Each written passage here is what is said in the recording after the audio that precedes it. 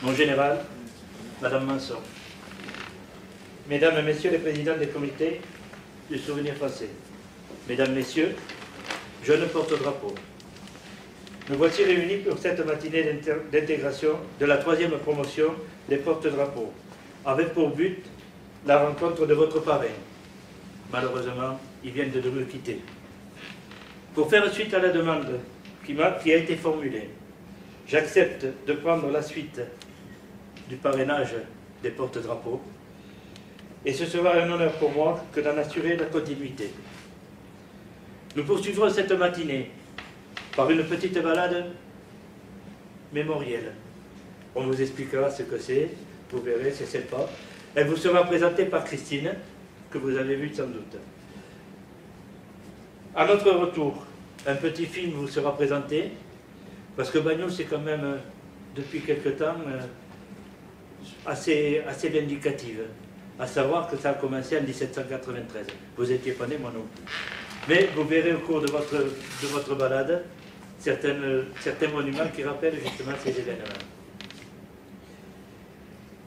Donc ce film, à notre retour, un petit film vous sera présenté justement en fonction de ce que vous venez de voir. Ça vous sera présenté par M. Sabot. Nous clôturerons, comme tous les réunions, par un petit apéritif convivial. J'ai cru comprendre que malgré l'absence de mon père, parce que c'était mon père, ça l'est toujours d'ailleurs, il allait y avoir une remise de cadeaux. Acceptons-les, mon général. Je vous laisse la parole si vous souhaitez. Présent dans cette matinée de week-end, en particulier les jeunes et leurs parents. S'ils sont là, c'est aussi parce que les parents veulent bien les accompagner. Alors j'ai cru comprendre que les jeunes étaient moins solides que nous, puisque certains d'entre eux sont malades. Alors que nous, les anciens, on a été bien fabriqués, puisqu'on tient malgré les conditions climatiques difficiles des PE. Et je tiens surtout aussi à remercier Jean-Louis d'avoir accepté de prendre la suite de son papa pour le parrainage de cette 3e promotion des jeunes porte-drapeaux. Nous avons eu l'occasion d'accompagner son père dans sa dernière demeure cette semaine. Et nous avons tenu à maintenir cette matinée, car il est toujours présent. Et c'est bien aussi la fonction du souvenir français, même si heureusement, Marc Caron n'est pas mort au combat, parce qu'au moins il a pu profiter lui, contrairement à ses camarades de sa famille. Et quand on a pu rencontrer ta famille l'autre jour, ça me faisait penser à ce film américain, vous savez, faut-il sauver le soldat Ryan? Et si vous vous souvenez de cette dernière scène où le soldat Ryan est sur la tombe de son capitaine et il a sa famille derrière lui, et il se pose la question si le sacrifice de ses camarades, lui, valait ce sacrifice. Et donc, lors de l'enterrement de son papa, nous on avait ce sentiment-là aussi. Je pense que, heureusement qu'il a pu, lui, profiter de sa famille, et sa famille doit être fière de son parcours. Alors, moi je tiens aussi à remercier le comité de Bagnols, avec son président, voilà. Et Christine, qui c'est un comité qui signale par la qualité de ses recherches historiques et la promotion du passé de la ville ou du village, comme on dit ici, de Bagnols. Et dans les dernières réalisations, ce sont des vidéos qui sont produites, réalisées avec les moyens du bord, mais qui sont d'une extrême qualité. Et alors en plus, qui posent des questions très importantes pour le passé de Bagnols, car le premier maire de Bagnols qui est inscrit sur les mares de la mairie ne serait pas le premier maire, puisque ça commence en 1793, alors qu'il y a eu des maires post-révolution, 3, 2. Ah oui, lui est le 3e. Il y en a eu 2 avant lui. Donc les mares devraient être mis à jour Et comme ce sont des questions municipales, ce n'est pas le Souvenir français qui interviendra dans ce domaine. Ouais, un peu d'attraction. C'est bien, c'est bien. Voilà, donc, encore une fois, merci de votre présence. Et puis, je sais qu'on va apprendre beaucoup de choses ce matin. Et puis, son parrain, qui est lui-même, comme vous le savez, porte-drapeau. Et qu'on tient au niveau du Souvenir français des Pyrénées-Orientales à ce que les aînés accompagnent les jeunes et qu'ils puissent petit à petit leur faire passer le savoir-faire de porte-drapeau et surtout l'éthique qu'il y a derrière cet engagement que vous avez choisi au sein du Souvenir français en général. Voilà. Après, toi qui es le maître de cérémonie, donc nous sommes aux ordres. Donc, merci en général. Je pense qu'il y a quelqu'un ici qui souhaite offrir un petit dessin. Si tu veux venir.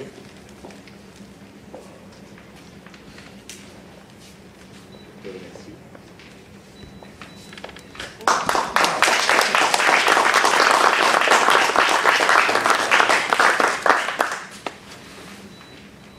On est sûr que c'est pas fait en Chine. Absolument. Je vais de ce pas le mettre à l'exposition.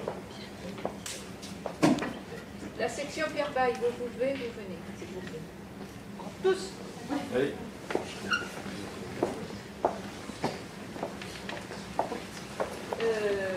Elle est où? Ah.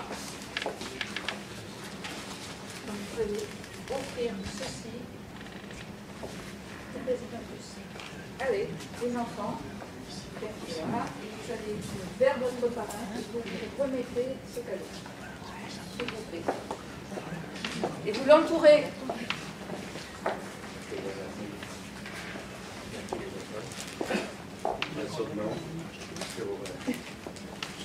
Vous voulez qu'on le dépasse? On va le défaire tout de suite.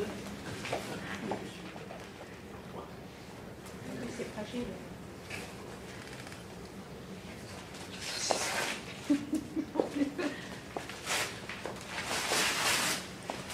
Ça fait penser aux enfants quand ils vont voir Père Noël.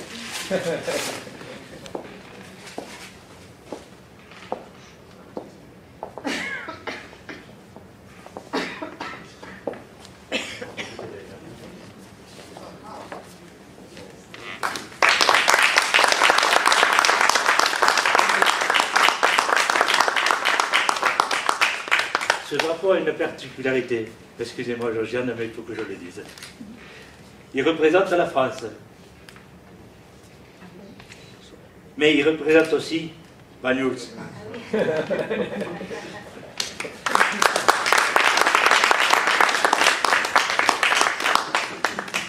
je vais laisser placer. Delmas. Mais c'est là où il a pratiquement vécu toute sa vie, c'est-à-dire la maison au premier étage avec les volets fermés. Aujourd'hui, je n'ai pas pu les ouvrir. Votre présence était là. Donc, mon père est né le 15 décembre 1921 au Puy d'Elmas. Il a vécu pratiquement tout le temps à Bagnos. Il a travaillé pendant un temps à Polille, à l'usine de Polille. Son père et sa mère étaient gardiens du fort à Polille. Donc, par voie de conséquence, il a travaillé à Polille. Il a fait un parcours militaire un peu bizarre, on va dire. Donc, comme la guerre était déclarée, il est parti au chantier de jeunesse, à Saint-Pierre-de-Bigorre, et il est revenu. Ça n'a pas tellement été le cas. Il est en 1943, février 1943, muni de sa convocation pour le STO. Mon père n'était pas tellement pour le STO, le service du travail obligatoire. Muni de sa convocation, il a fait la chose suivante. Plutôt que d'aller de ce côté vers Perpignan, il est parti de ce côté. En face, vous voyez les montagnes. Juste derrière ces montagnes, vous avez l'Espagne. Donc, il est parti avec son frère en Espagne. Il a fait 6 mois à Barcelone, en résidence surveillée. Et il est parti au Portugal. Au Portugal, il a été embarqué sur le château Pavie, direction Casablanca. 6 mois de classe. 6 mois de classe, bien sûr, comme tout un chacun. Il s'est engagé dans la 2e EDB et au 501e régiment de chars. Le débarquement à Utah Beach, en Normandie, le 4 août 1944. Bien sûr, la campagne de France, la libération de Paris. La première, c'est la 2e section qui est rentrée à Paris. La première, c'était la 9, des engagés volontaires espagnols. Libération de Paris, et puis on repart vers Colmar, vers Strasbourg. Libération de Strasbourg. On passe le Rhin, vers Steengaden. Il faut mentionner quand même un petit événement qui s'est produit pour lui. Ils n'ont pas libéré le camp de Dachau, mais ils y sont passés. Je ne sais pas si vous avez eu l'occasion de voir des photos justement de ce camp. C'est vraiment quelque chose à se remémorer. Et lui, il en était vraiment très, très marqué. Là-dessus, il revient démobilisé, il revient à Banyuls et il fait sa vie, il se marie le 24 août 1946 avec ma mère. Et puis, il s'enchaîne le travail de la vigne, la pêche, Bartisol, qui était une cave coopérative, le laboratoire Arago. Voilà sa vie, très simple, comme tout un chacun. Je n'ai pas grand-chose de plus à vous dire, si ce n'est que c'est que j'aide sur le cœur. Messieurs, dames, je vous remercie de m'avoir écouté.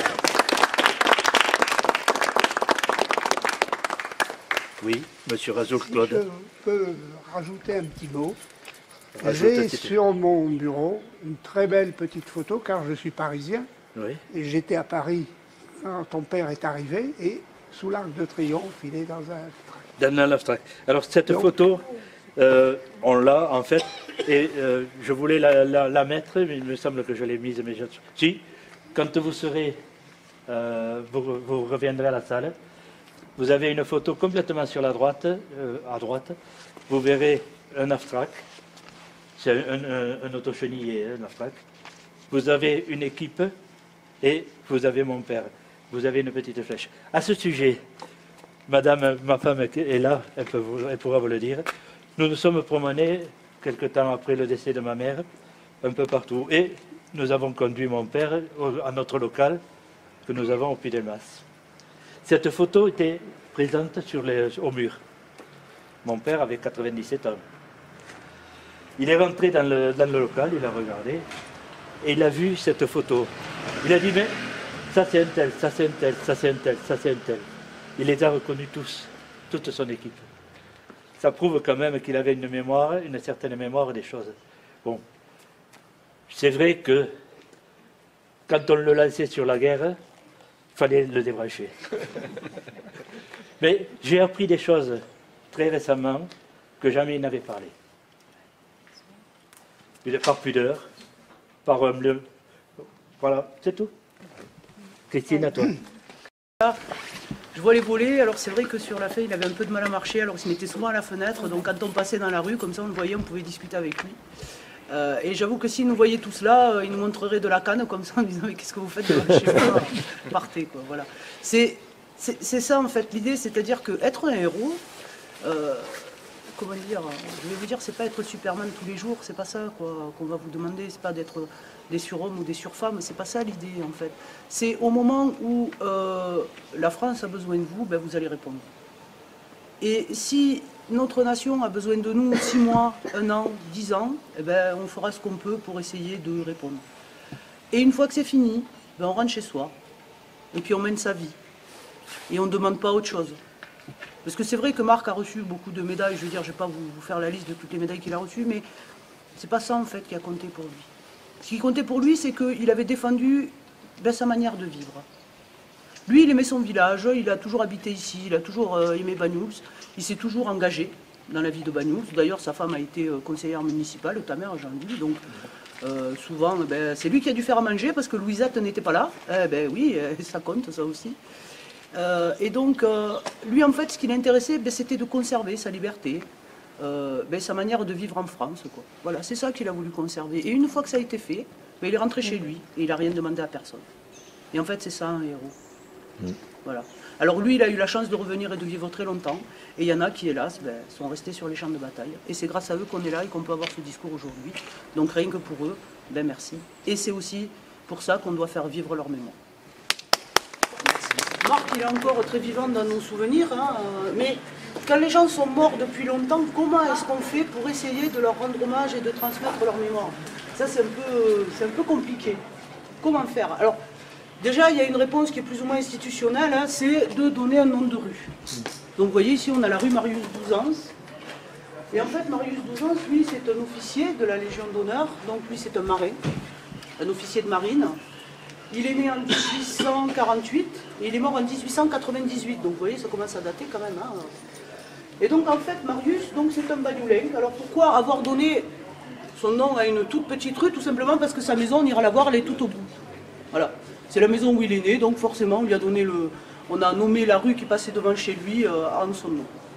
Alors, en fait, lui, très tôt, il va partir donc, à l'école des mousses de la Marine nationale. Hein, et donc, comme ils font leur classe sur un bateau qu'on appelle le borda, eh bien, les mousses donc, sont appelées des bordaches. Hein, donc, il va faire 3 années à l'école des bordaches. Puis il va en sortir et donc il va devenir sous-officier et puis il va faire différents corps. Il a fait un peu de garde-côte et puis il s'est retrouvé dès les années 1880 à faire partie donc, de la flotte qui est allée bombarder le port de Tunis, puisqu'on commence à être dans la deuxième phase de colonisation menée par la France. Et donc en fait Marius va être repéré par l'amiral Amédée Courbet. Et donc l'amiral Amédée Courbet va le faire former. Il va l'envoyer à ce qu'on appelle l'école des torpilles. Hein, puisque c'est le début en fait de l'armement marin et sous-marin. Hein. Tout simplement parce qu'avant cette date, on n'avait que de la poudre noire. Alors vous vous doutez que comme explosif, la poudre noire dans l'eau, c'est pas terrible. Hein, c'est pas ce qu'on fait de mieux. Par contre, du moment qu'on a inventé la dynamite, Alfred Nobel 1867, dynamiterie de Poly, ouverture en 1870, première dynamiterie implantée en France. Hein. Donc vous voyez que dès les années 1870, dès qu'on commence à avoir un explosif qu'on peut mettre sous l'eau, d'un coup ça intéresse la marine, forcément. Et donc on va commencer à former ce qu'on appelle des torpilleurs. Alors les torpilleurs, c'est tout simplement des gens qui vont apprendre à utiliser l'artillerie dans la marine. Et donc Marius se retrouve là, c'est un jeune sous-officier, lui il est plein de talent, hein, c'est un homme compétent, c'est un homme qui est posé, c'est un homme intrépide mais qui est posé, hein, donc ça va bien pour mener des hommes. Et donc Courbet va le mettre à la tête du torpilleur numéro 46. Et puis la flotte dite du Levant va partir, direction donc l'actuel Vietnam qu'on appelle à ce moment-là l'Indochine. Et donc, bien sûr, les Chinois voient d'un très mauvais œil l'implantation de la France au Vietnam. Et c'est donc comme ça que va se dérouler, la Chine va décider d'annexer le Tonkin, c'est le nord du Vietnam. Les Français ne vont pas être d'accord, et donc va se dérouler une bataille navale qu'on appelle la bataille de Phu Chieu ou de Phu Tzu. Ça dépend si vous l'écrivez à la française ou à l'anglaise. Et donc, dès le début de la bataille, en fait, Marius, avec son torpilleur, il va... Alors, quand je vous dis un torpilleur, c'est en gros une baleinière. Donc c'est un petit bateau, c'est pas très très grand. Hein. Et en face de lui, il va se trouver donc, sur le champ de bataille, hein, face à des bateaux qui sont énormes. Par exemple, face au navire amiral. Ça veut dire que lui, sur son petit bateau, il va falloir qu'il aille attaquer un bateau qui est 100 fois plus gigantesque que le sien. Pour vous donner un ordre d'idée, c'est comme si, avec un Zodiac, vous vouliez essayer d'attaquer un super-tanker, en gros, pour vous donner une idée. Donc lui, dès le départ de la bataille, il va partir à bord de son torpilleur. Alors sur son torpilleur, il a une machine à vapeur, hein. Il fonctionne à la machine à vapeur. Sur son torpilleur, il y a un mât, au bout duquel on a attaché une hampe, c'est-à-dire un très long bateau, au bout duquel on est venu attacher une mine. Et donc avec son bateau, il va s'approcher au plus près du navire amiral, il va déposer la mine, il va repartir le plus vite possible, la mine va toucher la coque, et en 15 minutes, il a coulé le navire amiral. La bataille a commencé depuis un quart d'heure. Et il n'y a plus déjà de navire amiral chinois. Alors, bien sûr, il va être bombardé. Le problème, c'est qu'il y a un coup de feu qui va faire exploser sa chaudière. Hein, mais lui, il n'a pas de blessés, puisqu'ils sont 11 à bord, lui en plus. Il n'y aura pas de blessés, seulement, bien sûr, comme il n'a plus de chaudière, il ne peut plus se diriger. Et donc, en fait, son bateau va passer au milieu de la bataille, donc entre les bateaux plus gros, et chaque fois qu'ils vont s'approcher d'un bateau français, ils vont faire signe en disant « aidez-nous ». Mais comme ils sont tellement bas et tellement petits, les autres ils n'entendent pas, donc ils croient qu'ils sont contents parce qu'ils ont coulé le navire amiral, donc ils leur font des grands signes. Et ils vont passer comme ça, au milieu de la bataille, il leur arrive rien. Et ils vont aller s'échouer 2 km plus loin. Le courant les fait échouer sur une plage 2 km plus loin. Donc, alors, c'est Marius qui nous explique ça, parce qu'il écrit 2 jours après à sa sœur, où il explique à Célina, sa sœur, où il explique, et puis il lui dit quand même, ne dis rien à maman, parce que je crois qu'elle va s'inquiéter. Donc, en fait, et là aussi, c'est pareil, je veux dire, Marius, 12 ans, il est mort très jeune, hein, il était en poste à Saigon, il a attrapé donc un problème au niveau du foie, il a attrapé un virus au niveau du foie, et puis il en est mort.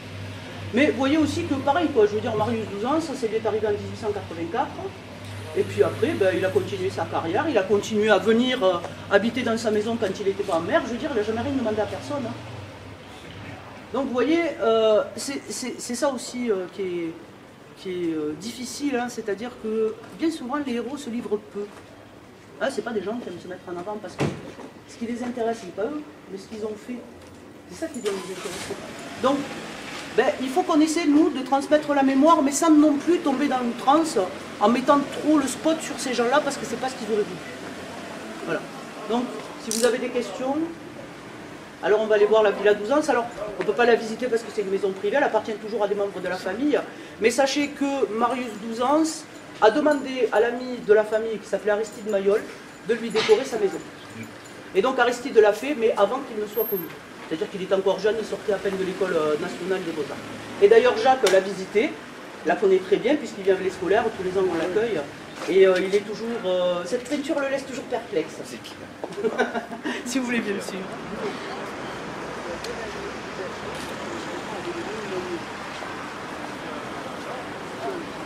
Commémore les batailles du col de Bagnols. Alors depuis le début de la visite, vous avez entendu parler d'une vidéo qu'on verra tout à l'heure. Et bien justement, elle est censée raconter cet épisode donc des guerres révolutionnaires qui s'est déroulé ici dans le village de Bagnols-sur-Mer. Alors, à la fin du XVIIIe, hein, durant la Révolution française, eh bien, 2 batailles se sont tenues ici, et comme leur nom l'indique, elles se sont tenues où? Au col de Bagnols. Ah, tout simplement. Donc, ces batailles en fait sont un peu tombées sur le dos des Banoulins. Ah, vous n'avez rien demandé, vous imaginez, Bagnols-sur-Mer. Déjà pour y venir aujourd'hui c'est un peu compliqué, alors vous imaginez à l'époque, c'est un petit village en fait, hein, qui compte 800 habitants. C'est une communauté qui vit essentiellement de la pêche et de l'agriculture.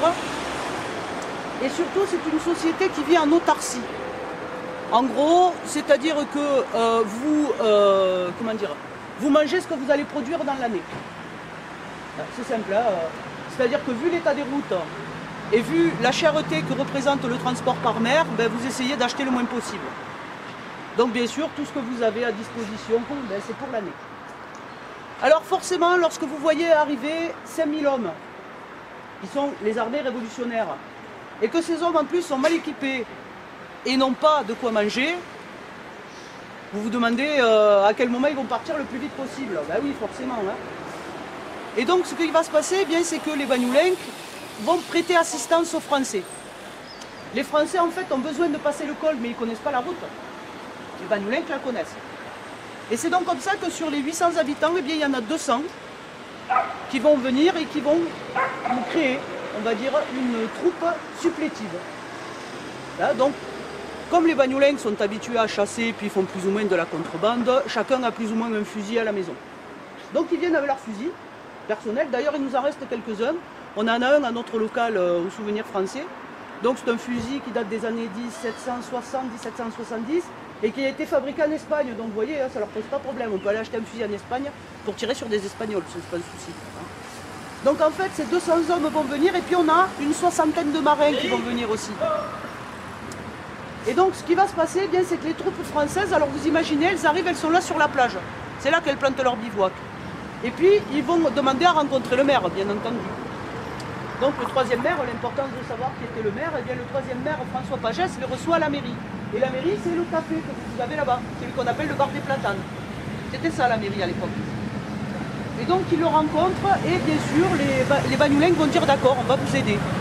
Donc déjà ils n'ont pas trop le choix, mais donc ils doivent donner de la nourriture. Ils doivent donner des animaux de trait aussi, puisque l'armée...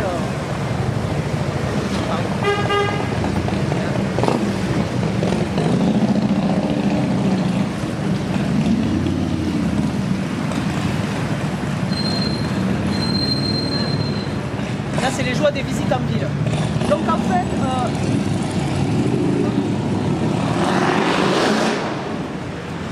l'armée va réquisitionner donc la nourriture dont elle a besoin, elle va réquisitionner les hommes de trait. Et donc au matin du 26 octobre, eh bien, les hommes vont monter, ils vont se mettre dans la montagne, et de là, sur une hauteur, le Puig de la Calme, ils vont pouvoir tirer sur les Espagnols qui gardent le col, comme ça les Français pourront passer. Ça c'est pour la première colonne. La deuxième colonne, elle doit passer par la voie terrestre, par la voie qui longe la mer, pardon, et c'est aujourd'hui l'actuelle route. Hein. Et donc ils vont passer sous la protection de la flotte Bagnolenque sur laquelle à la va-vite on a arrimé des petits canons. Seulement manque de peau, une fois que la flotte est passée de l'autre côté, ben, il y a des goélettes anglaises. Et là les goélettes anglaises c'est autre chose. Vous imaginez une barque catalane avec un petit canon mis dessus, il y a quoi? Il y a une dizaine de bonhommes dessus hein, qui la manœuvrent face à une goélette anglaise. Ben forcément, quand ils voient ça, les Bagnolenques, ben, ils tournent, hein. Ils reviennent à Banyuls. Oui, mais seulement, il y a encore la troupe, elle. Et elle se trouve sous le bombardement de la goélette. Alors, la troupe, eh bien, part en courant. Ils vont se protéger dans la montagne et puis ils vont remonter parce que le but, c'est que tout le monde se rejoigne au village d'Espoy, qui est le village espagnol qui est juste derrière. Et ça ne va pas très très bien se passer. Parce qu'en fait, le village d'Espoy, c'est un vieux village, lui aussi, hein, fondé au Moyen-Âge. Et il est entouré d'épaisses murailles. Alors 5000 Français très peu équipés en canon, ça va être compliqué pour prendre la ville, surtout qu'ils n'ont pas énormément de nourriture. Hein. Donc ils vont faire le siège de la ville, mais ça ne va pas marcher, donc ils vont revenir sur Bagnols-sur-Mer. Donc là aussi, à nouveau inquiétude des Bagnolenques. Hein. Et là, ils vont rester un moment, ils vont rester 6 semaines. Donc 6 semaines sur la plage, à se nourrir sur les réserves Bagnolenques. Et c'est toute la problématique. Parce que ça va commencer à tendre les relations entre les Bagnolenques et l'armée française. Parce que les Français, alors, quand ils prennent, ils payent. Mais ils payent en assignats. Ça vous dit quelque chose, les assignats? C'était ce papier-monnaie qu'avait émis le gouvernement français. Hein? Mais seulement le problème des assignats, c'est qu'ils perdent de la valeur. Alors, il y a des gens qui ont fait de très belles affaires. Ça. C'est-à-dire qu'il y a des gens qui ont payé leurs dettes en papier assignat.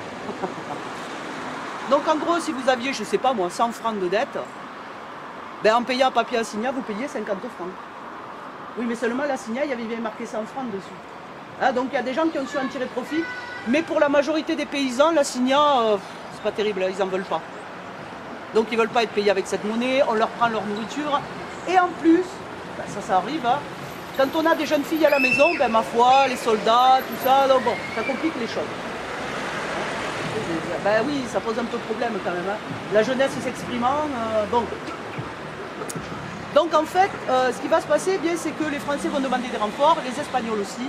Il va y avoir une deuxième bataille, mais ça je vous en parlerai tout à l'heure devant le monument.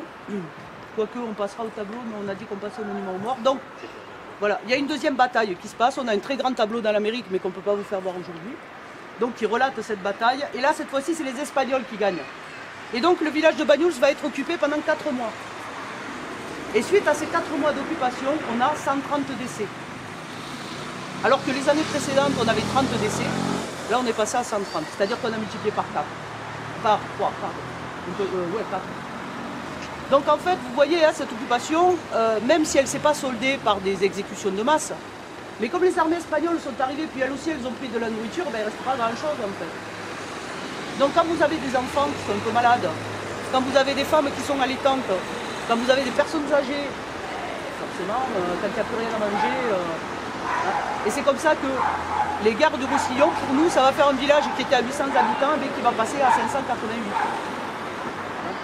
Donc ça a été un véritable... Alors, quand vous regardez les batailles du col de Banyuls, au niveau, on va dire, de la chronologie de la Révolution française, c'est rien, quoi. C'est un tout petit point. Quand vous élargissez un peu, que vous mettez ça au niveau de la gare du Roussillon, de la chronologie de la gare du Roussillon, c'est un épisode.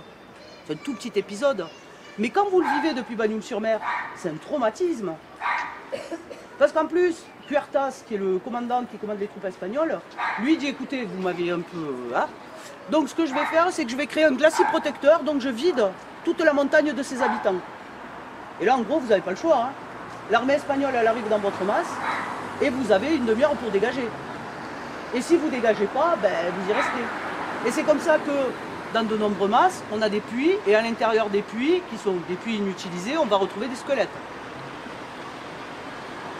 Ben ouais. Donc c'est un véritable traumatisme pour la population, et puis vous voyez, c'est des gens de tous les jours, quoi. Je veux dire, Ces gens-là, ils ne se sont pas engagés dans l'armée. Ils ont aidé l'armée française contre le royaume d'Espagne. Et c'est pour ça qu'on a voulu leur rendre hommage. Alors il a fallu longtemps, hein, parce qu'il fallait... et voilà, il a fallu entreprendre des discussions avec l'État, mais en 1894, eh bien, on a érigé cet obélisque. Et donc je vous disais, la difficulté de faire perdurer la mémoire, parce qu'on aurait pu mettre quelque chose au col de Banyuls, mais ça n'a pas de sens, personne n'y va jamais, je veux dire, c'est rare les gens qui y vont. Et donc c'est pour ça qu'au 19e siècle, 1894, eh bien, la population bagnoulenque a décidé de le mettre ici. Alors il a un peu bougé au cours du temps, il est resté toujours plus ou moins dans le même périmètre. À un moment il était à la place de la statue, après il était un peu plus par là, il a toujours été plus ou moins par là. Et aujourd'hui on l'a là, et il rend hommage justement à ces hommes et à ces femmes qui sont allés se battre pour la Révolution française. Vous avez des questions? Alors on va finir sur le monument aux morts d'Aristide puisque Aristide Maillol est né à Bagnols-sur-Mer, hein, il y a longtemps vécu, il est mort même. Donc ce monument date de 1933. Alors, est-ce que vous savez quelle est la date auquel on a commencé à construire des monuments aux morts en France? Bon, ben, c'est la loi du 25 septembre 1919. Alors en fait, ce qu'il faut vous dire, c'est que ce que vous avez là sous les yeux, c'est une réponse. Une réponse. C'est donc forcément qu'il y avait un problème. Et quel a été ce problème? Eh bien, c'est le traumatisme causé par la Première Guerre mondiale. Donc ça, vous avez dû le voir, hein, la Première Guerre mondiale, c'est une des guerres qui est une des premières guerres très meurtrières, parce que c'est une des premières guerres industrielles. C'est-à-dire qu'en gros, avant, on était des artisans. On s'est tripé un peu entre soi. Et avec l'industrialisation et la mécanisation, eh bien, on est capable de produire de l'armement toujours plus, comment dire, efficace. Donc c'est d'ailleurs durant la Première Guerre mondiale qu'on va commencer à organiser l'artillerie en France. C'est aussi durant cette guerre qu'on va mettre en place tout ce qui est armée de l'air. La marine aussi va se doter de moyens d'écoute, de torpilles, etc. Donc on a un vrai travail sur l'armement qui est fait durant la Première Guerre mondiale. Et donc vous imaginez bien que si on améliore les armes, ben forcément, on va augmenter le nombre de morts. Et donc en fait, on se retrouve face à une population française qui est profondément traumatisée par le nombre de jeunes hommes qui sont morts durant cette guerre. Et c'est pour ça que le gouvernement va prendre une loi en septembre 1919, eh bien pour obliger les communes qui ont des jeunes qui, du moins, des habitants qui sont morts durant la guerre, eh bien de leur construire un monument. Alors bien sûr, en fonction des communes, ben, vous allez avoir un monument qui est plus ou moins imposant. Hein. C'est vrai pour travailler avec le collège de Saint-André. C'est vrai qu'il y en a un, le pauvre, il a choisi Villelongue-Delmont. Alors, je n'ai rien contre Villelongue-Delmont, c'est un très joli village. Mais vous imaginez bien qu'un village est peuplé de combien? 300 habitants, Villelongue, peut-être un peu plus à l'époque. Dans les 300 habitants, vous vous doutez bien qu'ils n'ont pas des millions à mettre. Hein. Donc ils ont fait un monument qui rend hommage, mais bon, forcément avec l'argent qu'ils avaient. Alors que nous, à Banyuls, on a Aristide Maillol. Et donc il nous a fait ce monument-là, il l'a donné à la commune. Et ce monument, il m'intéresse parce que, en fait, c'est le monument de l'intime. D'accord? Aristide Maillol, il est né en 1861. C'est-à-dire que lorsque démarre la guerre franco-prussienne de 1870, il a 9 ans. Donc il est trop jeune, il n'a pas participé. En plus, c'est une guerre qui s'est passée dans l'est de la France. Nous ici, on l'a entendu, mais on l'a pas plus vu que ça. Et pour la guerre 14-18, il est déjà trop âgé. Il a déjà la cinquantaine, donc il n'est pas mobilisable. Par contre, il a un fils, Lucien, qui lui est né en 1896. Donc en fait, il est mobilisable dès 1915. Et en effet, le fils à Maillol va partir à la guerre. Donc en fait, Aristide Maillol, c'est un papa qui s'est angoissé en attendant le retour de son fils. Comme une grosse partie des Français. Et en fait, ce qu'il nous raconte là, c'est un petit peu cette souffrance personnelle de père. Donc qu'est-ce qu'on voit là? Eh bien, on voit tout simplement, hein, vous voyez, une jeune femme qui est assise, et elle est réconfortée par une femme plus âgée. Et en fait, c'est tout simplement, Aristide est en train de nous montrer le moment où la famille apprend le décès d'un des siens. Ça peut être le frère, le père, le fils, le mari. Hein, donc vous voyez toute la douleur de ces femmes qui viennent d'apprendre la mauvaise nouvelle. Et ici, nous avons le héros. Hein, donc c'est un soldat. Alors vous le voyez, il est représenté comme un héros antique, c'est-à-dire qu'il est nu. pour montrer son héroïsme. Et c'est vrai qu'on a souvent du mal à le discerner, hein. Vous voyez qu'il est allongé sur son glaive. Il porte un casque, mais ce casque, on n'arrive pas à savoir de quelle armée il appartient. Parce que l'idée, c'est pas de représenter un soldat français, c'est de représenter un jeune homme qui est mort pour défendre son pays. C'est ça l'idée, donc vous y mettez... En fait, la nationalité que vous voulez, ça va marcher pareil. Hein, c'est ça l'idée, c'est-à-dire c'est d'aller au-delà d'eux pour faire quelque chose d'universel. Et ce jeune homme, en fait, regardez-le bien, mais on a un peu l'impression qu'il dort. On ne voit pas quelqu'un qui est dans la souffrance. Elle nous fait un peu penser au dormeur du Val. Je ne sais pas si vous vous rappelez de ce poème, hein, où on est dans un trou de verdure, et puis on a l'impression qu'il y a un jeune homme qui dort, et puis quand on s'approche de lui, on s'aperçoit qu'il a 2 trous à la poitrine. Hein, c'est un peu ça, en fait. Hein. Donc, Mayol, il veut vous faire passer une émotion, mais ce n'est pas forcément l'émotion de montrer la dureté de la guerre, mais vraiment dans ce cas-là de plus horrible. C'est juste de vous la faire imaginer. Hein, c'est le symbolisme de Mayol.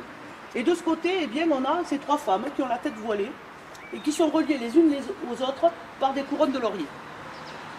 Alors, il y a 2 grandes théories dans l'histoire de l'art. La première, qui a été la première à être énoncée, eh bien, ce serait de dire qu'on a là un cortège funèbre typiquement méditerranéen. C'est pas faux. Hein, c'est vrai que des femmes qui pleurent, qui suivent le cortège, etc., dans notre culture à nous, ça peut se comprendre. Mais si on regarde bien les couronnes de laurier, la couronne de laurier d'habitude c'est quoi? Ben, c'est ce qui va couronner le vainqueur depuis, on va dire, l'Antiquité romaine. Hein. C'est dans notre imaginaire à nous, c'est ce qui va représenter le vainqueur. Et donc en fait on pourrait se dire que ces 3, parce que c'est pas pour rien qu'elles sont 3 femmes, et bien en fait ce sont les parques. Je vous dis quelque chose. Les parques en fait c'était les déesses de la mythologie qui présidaient à la vie des hommes. Alors on avait la première, en fait c'est elle qui tissait le fil de la vie. La deuxième le déroulait et la troisième le coupait. Et donc en fait ce sont ces femmes-là qui viennent chercher le héros pour l'amener au Panthéon de la République. Et en fait vous voyez la modernité d'Aristide Mayol, il vous a raconté tout ça dans une bande dessinée. Selon une lecture très basique, de gauche à droite. Vous avez la famille, la terre, le soldat, la mort, les 3 femmes, le ciel. Et donc bien sûr sur ce monument aux morts, donc, sont gravés sur les côtés ici, sont gravés le nom des Bagnoulins qui sont morts durant la Première Guerre mondiale. Alors sur ce monument on en a 92, mais quand nous on a cherché dans les fichiers, en fait on en a 108. Il y en a 16 qui ont été oubliés. Pourquoi? Je ne sais pas, on n'a jamais trouvé de solution, on n'a jamais trouvé de réponse. Donc ce qu'on a fait nous, parce que vous comprenez bien que ce monument, ça va être difficile d'y toucher parce qu'il est classé monument historique. Donc nous, ce qu'on a fait, eh bien tout simplement, c'est qu'on a fait mettre au carré militaire.